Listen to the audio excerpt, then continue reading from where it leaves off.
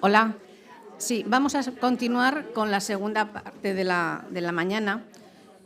Os voy a presentar a José Ángel Rodríguez y antes de ello pues me gustaría darle las gracias por estar aquí, porque la verdad es que desde que contactamos con él todo han sido facilidades y eso es de agradecer. José Ángel Rodríguez es licenciado en Psicología por la Universidad de Salamanca. Desde el 2001 trabajó en tareas de planificación y evaluación del Sistema Público de Servicios Sociales. Durante los primeros años, centrado en la transformación del sistema de protección a la infancia y la adolescencia de la comunidad autónoma, ampliando posteriormente al ámbito de actuación al resto de sectores, mayores, dependencia, personas sin hogar, etc. En la actualidad es jefe de Servicio de Planificación y Evaluación Social de la Dirección General de Dependencia, Atención Sociosanitaria y Soledad no deseada del Gobierno de Cantabria. Casi nada. Y su ponencia, él en su ponencia lo que va es a explicarnos el estudio de prevención de riesgo de explotación sexual de los niños y niñas y adolescentes en los centros de acogimiento residencial del Sistema de Protección a la Infancia de Cantabria, que se ha elaborado en el año 2003. Antes de dejaros con él, comentaros que tanto el estudio, que es este, como la guía de la que hemos estado hablando en la primera hora de la mañana, que es esta, se va a colgar en la página web. En la misma página en la que os habéis inscrito habrá un apartado que es de documentación y allí podríais descargarlo. Eso y cualquier otra documentación que nos dejen los ponentes que vengan. Y nada, ya os dejo con José Ángel. Vale, pues buenos días y muchas gracias al Centro de Igualdad por invitarnos a la Dirección General, que ahora se llama de Dependencia, Atención Sociosanitaria y Soledad no deseada, que era la anterior Dirección General de Políticas Sociales y que seguimos teniendo, aunque hemos cambiado de nombre, seguimos teniendo las mismas competencias y las mismas tareas. A ver, antes de empezar, me gustaría pues plantear un par de cosas. Este informe que voy a presentar es fruto de un proceso que se empezó fundamentalmente en 2003, es decir, hace 20 años, cuando alguna de las que están presentes aquí nos dio vía libre a los técnicos para que hiciéramos muchas cosas de las que considerábamos que teníamos que hacer para transformar el sistema de protección a la infancia y a la adolescencia en lo que a mí cada vez me gusta hablar más de un sistema de atención a la infancia y a la adolescencia, que no solo es de protección, sino también de recuperación, de defensa de los derechos, de atención, etcétera, etcétera. Es decir, ese trabajo es fruto de 20 años de trabajo en el que se han ido poniendo los pilares de lo que actualmente es el sistema de atención a la infancia y a la adolescencia. Y después también plantear que el estudio es de prevención del riesgo de explotación sexual de los niños, niñas y adolescentes, no solo de las niñas y de las adolescentes, sino también de los niños, que son especialmente vulnerables en este tema, y que se ha centrado en el sistema de acogimiento residencial y no en todo el sistema de protección, porque considerábamos que los chavales y las chavalas que están actualmente en el sistema en la red de centros de acogimiento residencial son los más vulnerables de todo el sistema. Con lo cual, el estudio lo que refleja es la punta del iceberg del sistema de protección, los más vulnerables y las más vulnerables, y la punta del iceberg de lo que puede ser la situación de ESIA, de explotación sexual en la infancia y la adolescencia en Cantabria. Cuando hicimos la presentación en abril, que nos acompañó todo el equipo que hizo el informe, Noemí Pereda, Beatriz Benavente no ha querido adelantar los datos del estudio que se está haciendo a nivel estatal.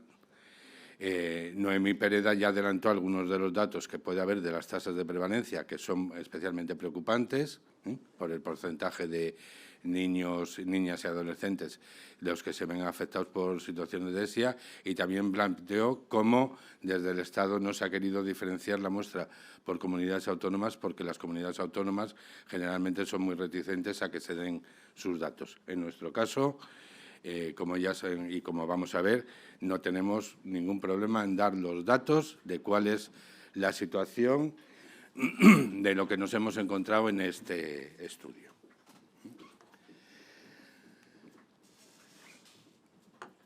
Quería plantear el informe, como le vais a tener disponible, no es cuestión de detallarle entero, pero bueno, quería centrarme en 4 puntos. Y lo que me gustaría es que en cualquier momento me interrumpáis. Yo tiendo a correr y a acelerarme, con lo cual ahora me la triscaré antes de tiempo si hace falta, y podemos ir saltando, pero bueno, dudas que tengáis, cualquier cosa que queréis plantear, paramos. Quería empezar porque un informe de estas características, ¿en qué contexto se realiza el informe? ¿Cuáles son los principales resultados y, sobre todo, las propuestas que recoge el informe? ¿Por qué un informe de estas características? Pues porque constantemente aparecen noticias como estas. Un monitor en Cantabria que abusa de una niña de 5 años, un joven acusado de abusar sexualmente de una menor tutelada en Cantabria acepta 4 años de prisión, que está desde hace un mes aproximadamente, cárcel para un conductor de autobús, aumentan las denuncias de abusos sexuales y de explotación sexual en menores tutelados y tal. Ante esto, lógicamente, algo hay que hacer. O sea, no podemos decir desde el sistema público de servicios sociales, desde el sistema de protección a la infancia, no hay nada que hacer, pero no podemos decir tampoco que ni el sistema sanitario, ni el educativo, ni el judicial, ni todos los sistemas no tienen nada que hacer. Es una realidad que afecte a muchos o a pocos, está, y con la que hay que intervenir. Después, como habréis visto en el caso de Beatriz, y en mi caso vais a ver muchas referencias a Noemí Pereda.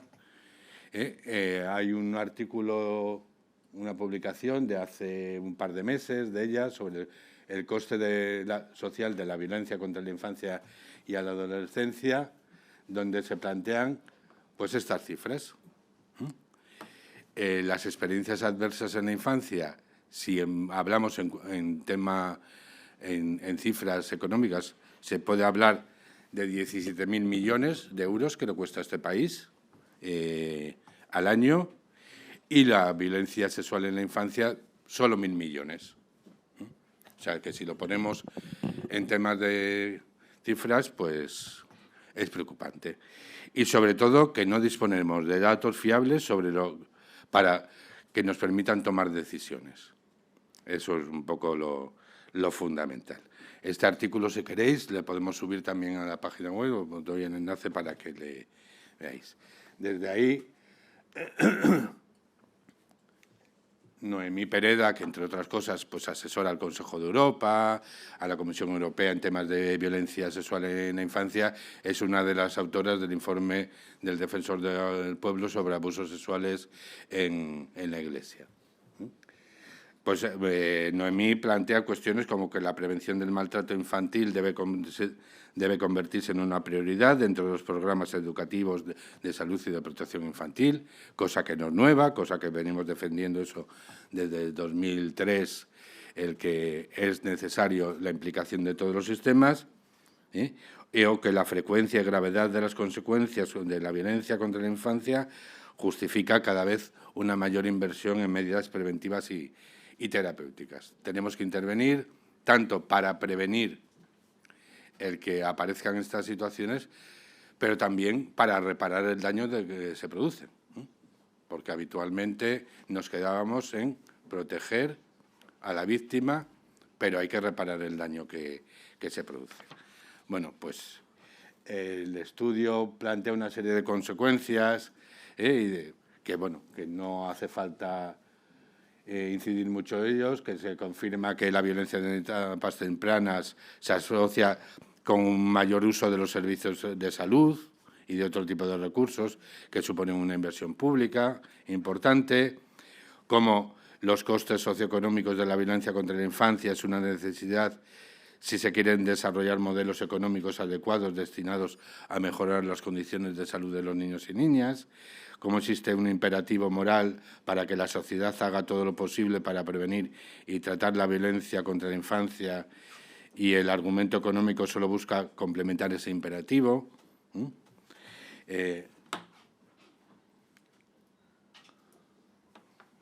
Como el hecho de que los efectos de la violencia sexual perduren en el tiempo significa que hay costes continuos para las personas a lo largo de toda su vida, así como para la sociedad y para los sistemas educativos, sanitarios, de servicios sociales, etcétera.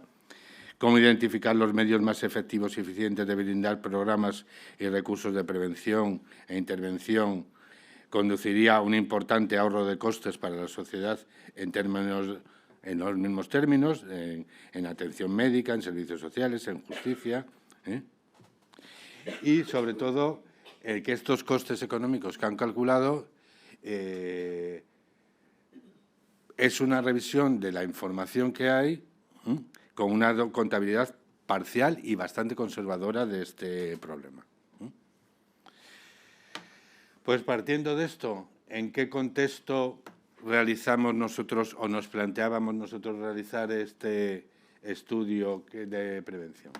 Por un lado, se acababa de presentar en Baleares el informe de la Comisión de Expertos en relación a los casos de abusos sexuales que se habían producido en Baleares, que supongo que la gran mayoría lo conozcáis, pero bueno, a grandes rasgos, el sistema de protección a la infancia en Baleares tenía un montón de casos de adolescentes que estaban prostituyéndose. Había una red donde estaba implicada proxénetas, policía, etcétera, y tal. Un escándalo mayúsculo en Baleares, y desde ahí se plantearon crear una comisión de expertos que hiciera un informe sobre cómo estaba la situación en Baleares. Comisión de expertos que pasó por varias vicisitudes políticas, por los típicos enfrentamientos de echarse en cara a cada uno tal, y al final, bueno, pues un equipo liderado por Noemí Pereda decidió que se lanzaban al ruedo de hacer el informe. Informe que presentaron en torno a 2020, prácticamente durante el confinamiento, con el revuelo mediático correspondiente y con una situación de que acababan el informe de Baleares, acababa de aparecer otra red en Madrid, relacionada también con casos de explotación sexual, y desde ahí, pues eso, con noticias de este tipo, 69 denuncias en Madrid, la situación de Baleares, 3 hombres detenidos en Málaga, etcétera, y tal. Entonces, pues en aquel momento, desde uno de los equipos que trabajamos nosotros habitualmente desde hace un montón de años, que es el GIFI, el Grupo de Infancia, Familia, de Investigación en Familia e Infancia de la Universidad de Oviedo, nos plantearon... Perdón. Ay, coño, estoy dando... ¿Dónde no es? Nos plantearon que si nos atrevíamos en Cantabria a hacer unas jornadas sobre explotación sexual y prevención de la violencia sexual en infancia en Cantabria. En Baleares nos atrevían y, en el contexto de 2021, los de la Universidad de Oviedo sabían que si nos lo planteaban a nosotros íbamos a decir que sí inmediatamente. La coyuntura en aquel momento permitía saber que cualquier cosa que nos plantearan íbamos a decir que sí. Entonces, organizamos en junio de 2021 una jornada, un seminario de prevención de la violencia sexual en la infancia y la adolescencia desde el sistema de protección, fundamentalmente online, porque la situación en aquel momento ya sabéis que no permitía juntarnos mucha gente. Y en paralelo, el día anterior, porque venía un ponente de Estados Unidos, planteamos un taller sobre intervención con niños y niñas adolescentes LGTB en el sistema de protección, en el que nos planteábamos algún caso entre comillas, habrá, pero serán poquitos y empezamos a descubrir que había un montón. Y después, bueno, aprovechamos también que venía parte del equipo con el que estábamos trabajando ya en la implantación del modelo Barnahus de atención a víctimas de violencia sexual en la infancia, para reunirnos con profesionales. Fruto de esa jornada, pues fue que nos lanzásemos a hacer 3 informes que se han presentado este año, en febrero, marzo y abril. Deprisa, cada mes presentamos uno de los informes porque acabábamos y tal. El primero que veis en pantalla, el Firmus, es sobre la atención a los niños, niñas y adolescentes LGTB en los centros de protección, que le hicimos con un equipo internacional formado por profesionales de la Universidad de Groningen y de la Universidad de Nueva York, en la que los chavales LGTB que están en acogimiento residencial participaron activamente en la elaboración de las conclusiones y en el desarrollo del trabajo. El informe que os voy a presentar hoy sobre el estudio de prevención del riesgo de explotación sexual, que como veréis luego lo hicimos con un equipo formado por profesionales de las universidades de Barcelona, del País Vasco y de Baleares, y el informe bajo el mismo techo que le elaboramos con Save the Children, que es la adaptación del modelo Barnahus al contexto administrativo y jurídico de Cantabria. Para la gente que no conocéis el modelo Barnahus viene de Islandia, es lo que se llama la casa de los niños, es centralizar en un único espacio la atención y la valoración de todos los menores víctimas de abuso sexual, para evitar la victimización secundaria, que tengan que ir recorriendo los diferentes servicios. La idea es que en un mismo espacio son los profesionales los que se mueven a valorar a los niños y niñas víctimas de abuso sexual. Lo que pasa que nosotros en Cantabria sí que lo queremos extender a las víctimas de cualquier tipo de violencia sexual, independientemente de que sea intrafamiliar o familiar o no, etcétera y tal. Además, pues a raíz de este informe estamos metidos en un proyecto del Consejo de Europa en el que se plantea la implantación en España del modelo Barnahus a partir de la experiencia que ya tienen en Cataluña o como proyectos piloto en Navarra, Cantabria y Extremadura. Entonces, como veis, bueno, pues y os los presento porque son 3 estudios en los que están totalmente relacionados.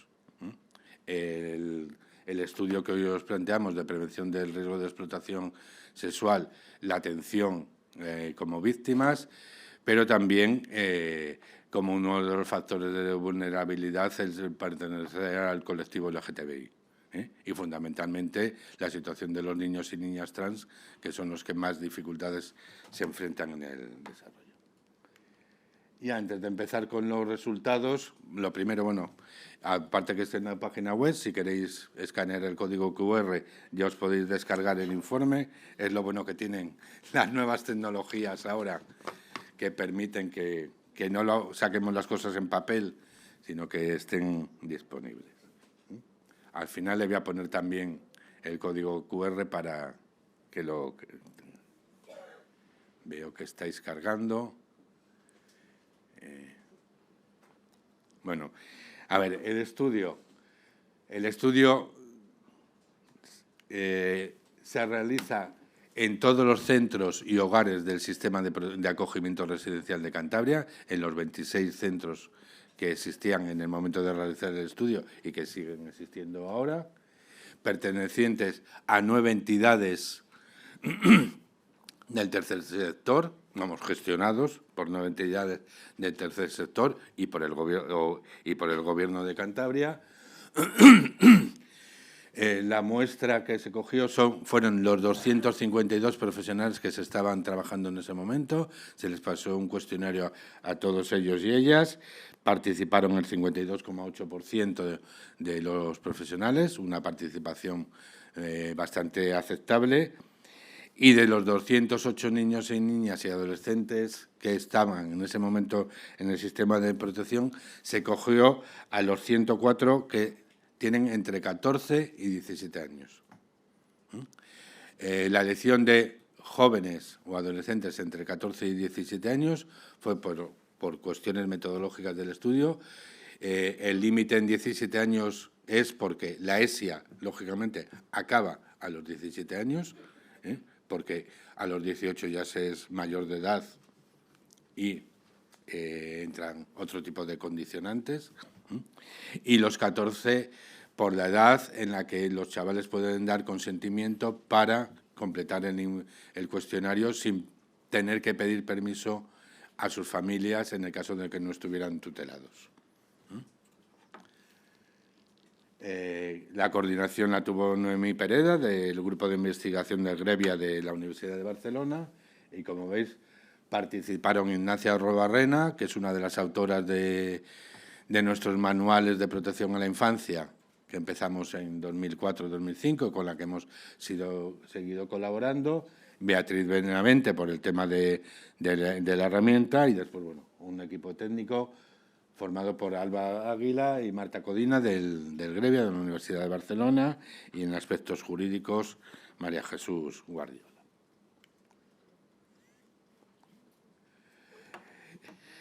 El informe nos pone bastante bien, y cuando habla de oportunidades y fortalezas, lo que plantea, bueno, pues es lo que veis ahí, que iniciativas de análisis de estudio como este supone actuar basándonos en la evidencia, basándonos en datos, no solo en creencias, que este informe lo consideran como un primer paso de autoevaluación y autocrítica respecto a lo que se estaba y estamos haciendo desde el sistema de protección, que Cantabria es la primera comunidad autónoma que ha decidido preguntar directamente a los chavales y a las chavalas del sistema de protección sobre sus posibles experiencias de explotación sexual, que esto ha permitido conocer casos que se han producido en el último año, pero que muchos de ellos han sido previos a la entrada en el centro residencial actual, vinculados a sus propias familias o a otros centros de protección. Cuando planteábamos el estudio, lo que planteábamos era, queremos adelantarnos a posibles situaciones que pensábamos que no estaban ocurriendo en Cantabria por las características de nuestros centros, pero que en cualquier momento podía saltar, como había saltado en Baleares, en Madrid o en otras comunidades autónomas, algún caso de explotación sexual, porque los hay, y que queríamos adelantarnos y prevenir. El mismo informe dice, y nosotros parte de la intuición era que las características de los centros residenciales de Cantabria, que son todos pequeños, con un máximo de 8 niños, niñas, adolescentes por centro. Bueno, hay alguno que tiene algún número mayor, pero por las características concretas, pero todos son en torno a 8, que difícilmente se nos podían pasar los casos que podía haber de explotación sexual, y que eso considerábamos y considera el informe que es un factor de protección. Y después que, bueno, que este informe forma parte de otras iniciativas, como es en los otros 2 informes paralelos y otras que se están haciendo de formación en un modelo de intervención más terapéutica, etcétera y tal, que se están haciendo dentro del sistema de protección, que permitían decir, bueno, pues se van marcando tal. Cuando el estudio habla de fortalezas del sistema de protección en Cantabria, como los centros, las características de los centros como un factor de protección, eso que lo veíamos y que conocíamos y que sabíamos que pasa, cuando además los planes estatales que hay de reforma del sistema de protección habla de que ninguna comunidad autónoma en 2030, me parece que tenga centros superiores a 30 plazas, etcétera y tal. Claro, es una situación que dices, es que a nosotros los planes que hay estatales se nos quedan muy cortos, porque ya nuestros centros tienen otras características. Bueno, después de la parte de autobombo, que siempre viene bien, empezamos con los resultados de los adolescentes. ¿Procedimiento que se utilizó? Pues el inicio de la recogida de datos se envió a todos los chavales y chavalas de entre 14 y 17 años las instrucciones para una encuesta online, con un periodo concreto para que lo pudieran hacer y, bueno, pues las fases correspondientes de la recogida de información, análisis y tal. Se envió por correo electrónico a los centros residenciales las instrucciones y los materiales con una carta explicativa, un vídeo de presentación y un enlace a la encuesta online, en castellano y en árabe, porque queríamos que los chavales que están en los centros de menores inmigrantes no acompañados también pudieran optar a contestar la encuesta, el cuestionario, porque también se dan situaciones de explotación sexual. De los 3 estudios que os he contado, el de Firmus, el de niños, niñas LGTB en el sistema de protección, intentamos que los menores migrantes contestasen también y participasen en el estudio. No hubo manera, no quisieron participar. En este, sin embargo, participaron. ¿Por qué? Pues porque culturalmente está aceptado, sobre todo en menores y adolescentes marroquíes, el que se puedan producir conductas de relaciones sexuales homosexuales, mientras que culturalmente no está tan aceptado el identificarse como parte del colectivo. Entonces, bueno, pues fue una de las cosas que cuando pones en paralelo los estudios dices, en uno participan sin ningún problema y encantados, y en otros dicen que no, ellos no quieren participar. Bueno, una batería de 24 preguntas de fácil lectura, tiempo de respuesta entre 10 y 15 minutos. Se les preguntaba la típica información sociodemográfica, conocimiento sobre la ESIA, sobre la explotación sexual y sobre las fugas, porque si recordáis en lo que ha planteado Beatriz, las fugas son un factor de riesgo respecto a la ESIA. Las experiencias, primero si conocían, después si tenían experiencias, las motivaciones que podían tener y la valoración de la prevención de la actuación ante la ESIA. Del total de los adolescentes contestaron el 81,7%, respondieron a la encuesta.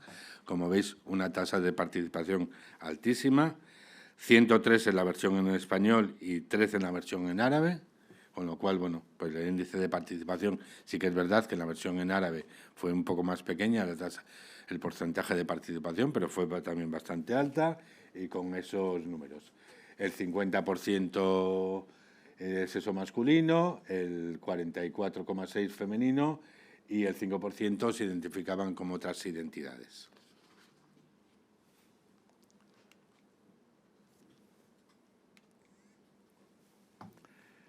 El 68% dice saber qué significa la ESIA y solo el 31% no sabe lo que es. Un poco lo que os decía antes Beatriz. Nosotros y nosotras como adultos igual no sabemos lo que es, pero que los adolescentes, al menos los del sistema de protección, el 70%, 7 de cada 10 saben perfectamente lo que es y lo saben identificar.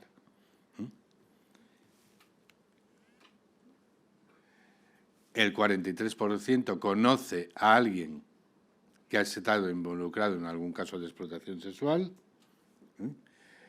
fundamentalmente relacionados con obtención de dinero u otras recompensas, el 65%, y bajo el uso de la fuerza, el 34%. Cuestiones que ponen de manifiesto toda esa teoría que nos ha contado Beatriz, o sea, que normalmente está ligado más a refuerzo, a recompensas, más que a forzar la situación. El 17% reconoce que ha participado o ha estado involucrado en alguna situación de explotación sexual en el último año. El 12% son hombres, 8%, y el 22% mujeres. Es decir, tenemos 21 chavales y chavalas que reconocen que en el último año se han visto involucrados de alguna manera en una situación de explotación sexual.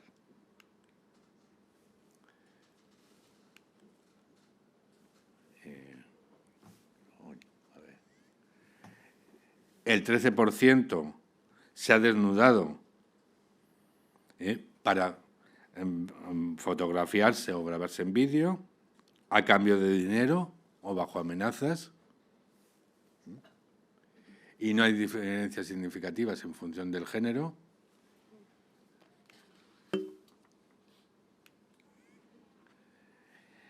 El 8% responde haber sido tocado en sus partes íntimas o haber tocado las partes íntimas de otra persona, y lo mismo, a cambio de dinero o recompensas y no bajo amenazas, mayoritariamente, y no hay diferencias significativas tampoco entre hombres y mujeres. El 10% mantuvo relaciones sexuales, orales o por penetración, a cambio de dinero o bajo amenaza, y se igualan. También es verdad que estamos hablando de números pequeñitos y no hay diferencias significativas. El 12% ha involucrado a otros chicos y chicas en relaciones de explotación sexual en el último año. Y como veis, tampoco hay grandes diferencias entre hombres y mujeres.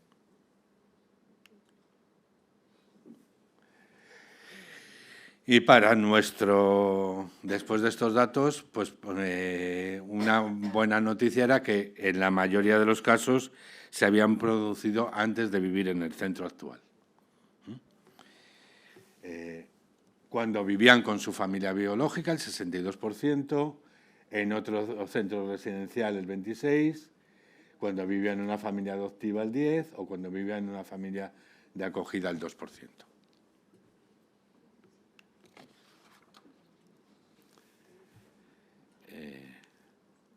Comentarios, dudas, pegas. ¿Os sorprenden los datos? ¿Os parece que puede reflejar la realidad? ¿Os quedáis con cara de dónde se han metido esta gente cuando se han puesto a preguntar? Bueno, pues nada, seguimos con lo que dijeron los profesionales.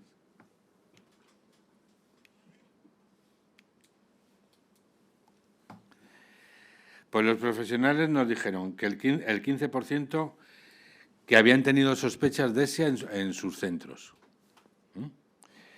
En una sola ocasión o en más de una ocasión. Además, el 36% habían conocido algún caso de ESIA durante su trayectoria profesional.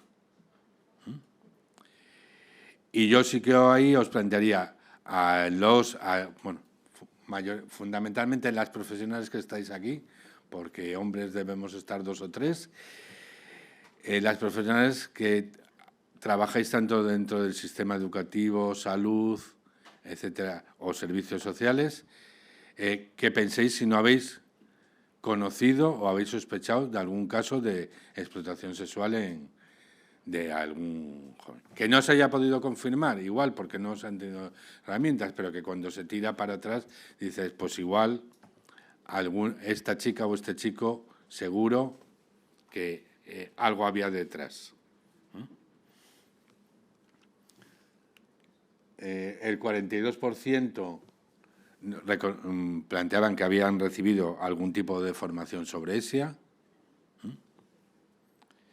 Sí que es verdad que en el sistema de protección y sobre todo en el acogimiento residencial, el tema de abusos, el tema de situaciones de explotación y tal, se trabaja bastante y hay bastante formación, con lo cual sí que son representativos de lo que hay.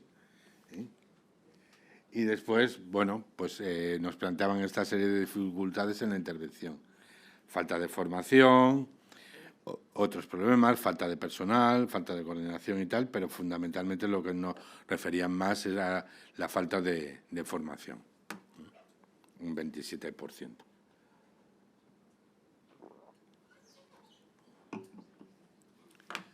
Y bueno, para ir acabando, si no me interrumpís más, el informe acaba, lógicamente, con una serie de propuestas dirigidas tanto a los centros como a los y las adolescentes, que vamos a ir viendo. Entonces, de cara a los centros, ¿qué se le planteaba? El desarrollo de un protocolo de actuación ante los casos de ESIA. Bueno, de cara a estas propuestas, lo que hicimos fue montar a finales de abril, yo creo que fue, un grupo motor de ESIA con los profesionales implicados de los centros, que, bueno, pues por el cambio de gobierno, etcétera, pues se ha parado, pero hay que reactivar, en el que planteábamos fundamentalmente intervenir en esta serie de cuestiones. El desarrollo de un protocolo de actuación ante los casos de ESIA, protocolo que ya desarrolló también el Ministerio en este caso, el Ministerio de Igualdad. Ya existe a nivel estatal un protocolo de actuación y frente a la explotación sexual en los centros de acogimiento residencial. El desarrollo de un protocolo de actuación ante las fugas y salidas no autorizadas, porque es el factor de riesgo fundamental al que se enfrentan los chavales del sistema de protección dentro de... ¿no? Un programa de sensibilización y capacitación profesional, donde, aunque todos los profesionales del sistema de acogimiento residencial han recibido formación en la herramienta que os ha explicado Beatriz, sí que hay que seguir formando, incorporando a nuevos profesionales, incorporando también a los profesionales de los centros de día y bueno, ir avanzando en la formación dentro del sistema de protección.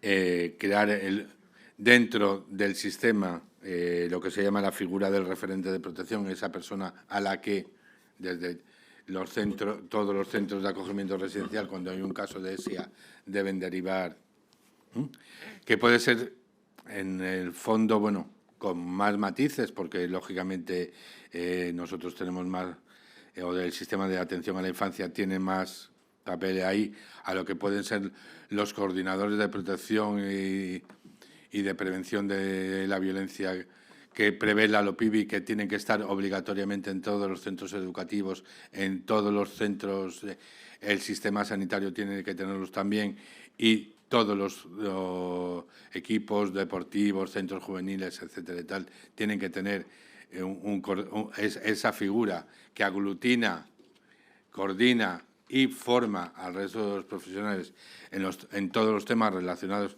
con la violencia en la infancia, incluido, lógicamente, la explotación sexual. Empezar a aplicar de manera sistemática la herramienta en todos los centros. Es verdad que con este estudio se pasó la herramienta a todos los chavales de entre 14 y 17 años, pero hay que empezar a sistematizarla. El diseño de determinados perfiles de riesgo, en base a la herramienta, hay que intervenir más con algunos chavales y chavalas que están en una situación de mayor de riesgo. Es una atención especializada a los niños y niñas adolescentes en riesgo dentro del sistema y una atención especializada a víctimas de ESIA. Que en el caso de nuestra comunidad autónoma nos planteábamos que no tiene sentido tener un centro especializado en atención a víctimas de explotación sexual, porque el tamaño de Cantabria no da para ese tipo de centros especializados, mientras que otras comunidades autónomas más grandes, como Andalucía, Madrid, bueno, pues en función del tamaño sí que tiene sentido que tengan centros donde se atiende especialmente a los niños y niñas víctimas de ESIA. de cara a los y las adolescentes, las propuestas que se hacen es informarles y formarles sobre violencia y explotación sexual y seguir profundizando en la educación afectivo-sexual, formarles sobre los riesgos de las redes sociales, sobre factores de vulnerabilidad, y después fomentar sobre todo el respeto a la capacidad de decisión y participación. Es verdad que los chavales del sistema de protección no participan activamente en muchas de las decisiones que se toman respecto a su vida y hay que fomentarlo y hay que seguir trabajando y es una de las carencias que tiene el sistema. Atender esas experiencias previas de victimización sexual, atender especialmente a la ruptura de vínculos. Si para cualquier chaval o chavala la adolescencia es un momento complicado donde se hacen nuevos vínculos, etcétera y tal, si nos ponemos en la situación de los chavales y las chavalas del sistema de protección a la infancia y sobre todo los que están en acogimiento residencial, es que a las vulnerabilidades que tienen ya, generalmente la separación de sus familias supone una ruptura con todos los vínculos que habitualmente tiene. Se trasladan a otro domicilio, a otro centro educativo, donde se encuentran que tienen que rehacer todos los vínculos. Y después, con una visión de género, en este caso, atender especialmente a los varones víctimas, porque les cuesta mucho más reconocer que son víctimas y porque a las profesionales y a los profesionales del sistema les cuesta mucho más reconocer que son víctimas. Y antes lo hablaba con Beatriz y salió cuando hacíamos el estudio y las educadoras y los educadores te lo reconocen. Cuando un chaval de un centro de protección dice me acosté con fulanita por hacerle un favor y me regaló no sé qué, generalmente es ya te vale, eso no hay que hacerlo así, tal, no sé qué, no sé cuánto. Pero si eso mismo lo cuenta una chica de me acosté con fulanito por hacerle un favor y me regaló, saltan las alarmas. Saltan las alarmas porque lo percibimos todavía de forma diferente. Entonces, eso hay que reconocerlo. Y la mayor parte de los estudios lo que nos dicen es que la prevalencia de la explotación sexual en el caso de los chicos la hay, alta, pero claro, normalmente se desvirtúa cuando hablamos de víctimas y los servicios de atención a víctimas, donde mayoritariamente son mujeres, y sois mujeres las que acudís. Pero eso hay que, desde nuestro punto de vista, hay que prestarlo especial atención, pues porque es una situación que está ahí. Y que además, en estos dos ejemplos que os he puesto, pues están. Pero lo que os decía del informe de Firmus y de niños y niñas y adolescentes LGTB, o con el tema de los menores migrantes. Un menor migrante puede no tener especiales dificultades para decir que ha tenido, que le han pagado por tener relaciones homosexuales, pero para reconocerlas, su orientación sexual es diferente. O situaciones donde si la agresión sexual ha sido en el caso de los chicos y los adolescentes, y hay que ponerse también en esas edades, cuando a un adolescente le agrede sexualmente y encima le paga otro hombre, puede cuestionarse su identidad. Cuando a una mujer, a un adolescente le agrede un hombre, no se cuestiona su identidad o su orientación sexual. Entonces, bueno, pues son factores a tener en cuenta a la hora de trabajar. Perdona, ¿hay datos sobre las agresiones por parte de mujeres a hombres? Ese niño heterosexual que tiene relaciones con una mujer porque ha dado legal. Sí, lo que nos han ido diciendo los chavales. Pero en el imaginario colectivo todavía nos cuesta hablar de agresiones sexuales de mujeres a hombres. Y sobre todo en adolescentes. Sí, sí, sí. Cuesta mucho, pero que si hay más o menos datos o se sabe más o menos si esto es muy frecuente o cuánto de frecuente es. A ver, en nuestro estudio no. Posiblemente en el que está haciendo Noemí Pereda ahora a nivel estatal, hay seguro que se preguntan muchas cosas más y es un poco la carencia que planteaba Beatriz. Hay una carencia muy grave de datos.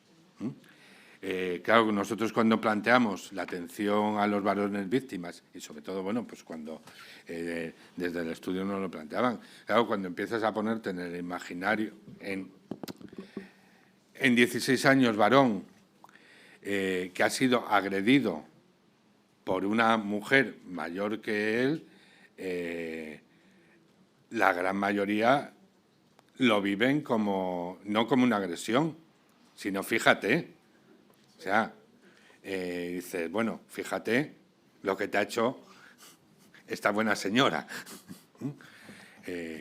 Y lo que os planteaba en el tema de los educadores y las educadoras, o sea, no se vive de la misma manera. Por eso planteamos esa atención especial también a no negar, como se pretende a veces negar, o como ha pasado en algunos de los estudios que se planteaban, que era para atención a niñas, adolescentes y mujeres víctimas o niñas y adolescentes víctimas de ESIA. Dicen, no, niños, niñas y adolescentes víctimas de ESIA, porque por definición, antes de los 18 años, cualquier relación sexual donde haya una contraprestación es explotación sexual, independientemente de... Entonces, hay una carencia de datos importante que nos plantea. Y ahora sí, por ir acá. ¿Y qué repercusiones ha tenido el informe? Pues además de lo que nuestro trabajo interno, hubo la pelea porque, bueno, pues los medios os podéis imaginar ante esto y eso que se les dio, se les intentó, y hubo que calmar algunas cosas.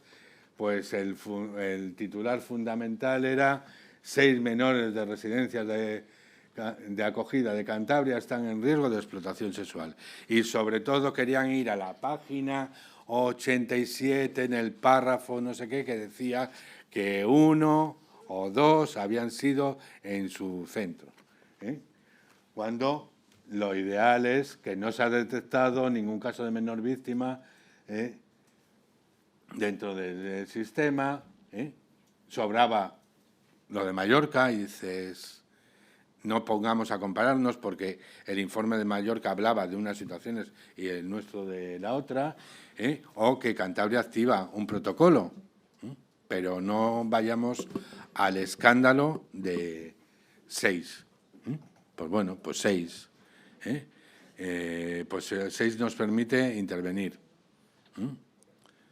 Y por mi parte, gracias y tenéis el QR.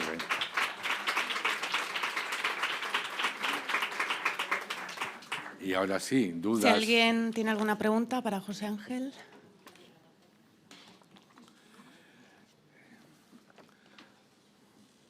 Si no, pregunto yo al público, que no me importa.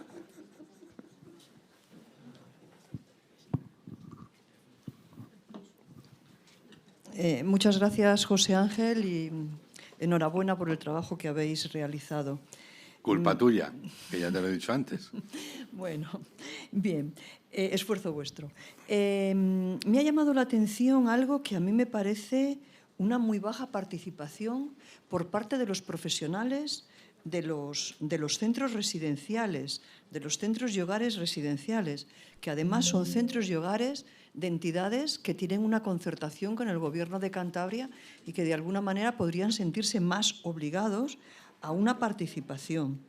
Y contrasta esto, sin embargo, con una participación que considero muy importante por parte de los propios jóvenes, que es de los que se podría esperar mayor resistencia a participar en un proyecto de este tipo. Si la participación de los profesionales es baja, se deberá a alguna cuestión que me gustaría que explicases. Y por otro lado, claro, a mí me entra la duda de si han participado en esa medida solo en el estudio, qué grado de implicación van a tener para desarrollar pues todo lo que vosotros habéis planteado a resultas de los proyectos. Y después también te quería preguntar, porque veo que del grupo de chicos y chicas que reconocen haber estado personalmente involucrados en la explotación, veo que la mayoría de ellos lo han hecho en la modalidad, no sé cómo llamarlo, pero vamos a utilizar esa palabra, de desnudarse para fotos o vídeos. Esas fotos o vídeos, ¿quiénes las hacen? ¿Con qué interés? ¿Van a ir a páginas web de pornografía? ¿Son simplemente de particulares? ¿Son entre ellos? Yo creo que eso habría que indagarlo también. Y finalmente ya una pregunta, una duda que tengo. Tú dices que hay una consideración de que la ESIA es cualquier actividad sexual consentida, bien es cierto, con este consentimiento, entre comillas, del que estamos hablando, por debajo de los 18 años. Entonces, ese es un concepto, digamos, del sistema de protección, porque creo que legal no lo es. ¿Y qué tiene que ver eso con la edad de consentimiento sexual que está en los 16 años legalmente? Bueno, pues por partes. La participación de los profesionales fue del 52%, pues casi 53%. Es verdad que es baja comparada con la participación de los adolescentes y las adolescentes. Pero bueno, para informes de este tipo y estudios de este tipo no está ni tan mal. O sea, nos hubiera gustado que hubiera sido mayor. Eso supone una baja implicación. Sin embargo, a la formación que se les dio después, porque esto iba unido el estudio con el cuestionario se les pasó antes de la formación que les dio Beatriz sobre la herramienta. No queríamos darles la formación primero para no distorsionar. La formación participaron todos prácticamente, o sea, arrasó la participación ahí. De hecho, nosotros organizamos la formación para solo los de acogimiento residencial y después con la Dirección General de Igualdad se organizó otra formación y en esa participaron pues prácticamente todos, hubo varias sesiones que hubo que dividir y tal, y después con la Dirección de Igualdad organizamos otra formación que la impartieron sobre esa también, que la impartieron Noemí, Ignacia y Beatriz, y yo creo que fueron 200 personas, más o menos. Esa fue online. Entonces, la involucración posterior yo creo que está siendo buena. O sea, otra historia es que no tenemos que dejar abandonar las cosas, porque además, bueno, en el sistema de acogimiento residencial no hay una rotación muy alta de profesionales, son bastante estables. Hay más rotación en la parte del Gobierno de Cantabria. Entonces, bueno, pues ahí es lo que podemos plantear. Sí que es verdad que, bueno, pues en líneas generales, buena dentro de que eso, pues también cuando lo mismos dice, joder, vergüenza les tiene que dar. El 80% de los chavales contestan y el 52% de los profesionales. Lo supieron mover bien con los chavales. Eso también supone que para que contesten el 80% de chavales es que el personal educativo lo movió. Lo mismo que movió mucho el tema de Firmus. Después planteabas lo de las fotos, ¿no, Charo? El tema de las fotos y los vídeos. El cuestionario cerrado se les pregunta sobre eso, habrá que profundizar. Las fotos, por lo que se conoce, generalmente se las hacen ellos, el vídeo, ellos y ellas, se lo mandan a amigos y tal. yo hay cosas que me espelundan, claro, yo ya tengo más de 60, y hay cosas que me espelundan de la gente de 30, 30 y tantos. El tema de las fotopollas. Me imagino que muchas de las de 30 y tantos aquí alguna vez habéis recibido alguna.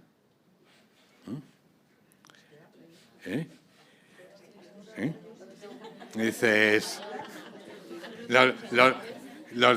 los de mi generación, por suerte, yo creo que nos estamos librando de eso. Y eso lo vas bajando y es por lo que planteaba Noemí y lo que esta tarde va a plantear Lluís. El hacerse fotos, el hacerse vídeos, que a veces es para subir a redes, ¿no? O para compartir. Bueno, mucho de lo que hay de los escándalos por WhatsApp, etcétera y tal, que tú se lo mandas con la mejor intención, entre comillas, a fulanito, pero no sabes dónde va a acabar.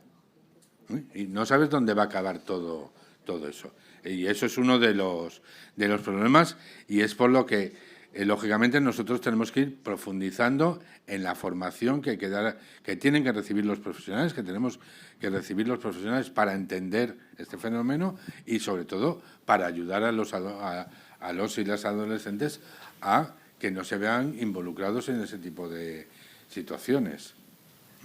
Y la última pregunta, Charo, ya no recuerdo cuál era. Pero vamos, pero no me... lo de la edad del consentimiento. A ver, ¿por qué se hizo de 14 a 17? ¿Por qué consideráis Sí. que es una explotación, esto que estáis diciendo, por debajo de los 18 años? Y yo digo que Sí, eso sí. realmente... Sí, no. Ya las he cogido la pregunta. Sí. A ver, tenía que estar Noemí para contestar. A ver, este cuestionario, todo el estudio, pasó todos los filtros éticos de la Universidad de Barcelona, todos los filtros a los que normalmente, para nuestra sorpresa, no estamos en nuestra comunidad autónoma, por lo menos en el sistema de protección, al tema de filtros de los comités de ética, de los estudios de las universidades, participación de los chavales y tal, generalmente no estamos acostumbrados. Entonces, desde la asesoría jurídica de la Universidad de Barcelona y con todos los estudios que están haciendo, y sobre todo también para que sean comparables unos con otros, han puesto el límite eso entre 14 y 17 por el tema eso de consentimientos, de cuándo se puede considerar legalmente o no, por el tema de edad, y por eso ahí ponen el límite en los 17. No te sé contestar mejor, Hay una parte que ya sabes, que es fiarnos de los expertos, que es la suerte que hemos ido teniendo hasta el momento, que nos ha permitido irnos fiando de los expertos que nos dicen el estudio lo vamos a hacer tal, y dices, tira para adelante. Bueno, lo preguntaré mejor para poderlo contestar mejor. Yo. No, solo era, bueno, experta no soy en ello, pero yo creo que la diferencia está en que, bueno, la edad de consentimiento sexual son los 16 años, pero yo creo que en esa franja a la que tú te referías, Charo, entre los 16 y los 18, existe ese consentimiento, pero existe una contraprestación. Es lo que lo hace diferente y puede ser considerado una inducción a la prostitución. Entonces, esa es la diferencia. ¿Existe consentimiento? Sí. ¿Pero existe una inducción a la prostitución en menor de edad? Sí, porque es menor de 18. Entonces, esa franja, hay ese consentimiento, entre comillas, como tú dices, pero hay una figura delictiva. Sí, y además cuando hay una diferencia de edad, el consentimiento no existe. Si hay una diferencia significativa de edad, legalmente no sé cómo está, pero los abusos sexuales siempre en la infancia siempre se consideran que si hay una diferencia significativa de edad, no hay posibilidad de consentimiento. No, incluso por... Bueno, vale. ¿Alguna preguntilla más? Pues nada, pues muchas gracias, José Ángel.